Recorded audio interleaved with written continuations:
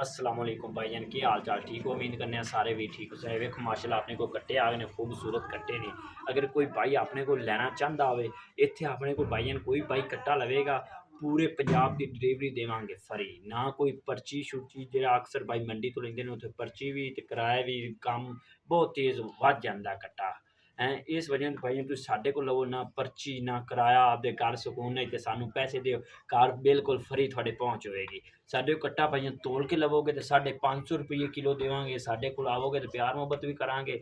जे अगर भाईजान इहो ही कट्टे साडे कोल मुट्ठे नाल लवोगे तो भाईजान 65,000 नूं असीं देवांगे। साडी लोकेशन है ज़िला उकाड़ा, तहसील नाला खुर्द, पिंड 10 वनार।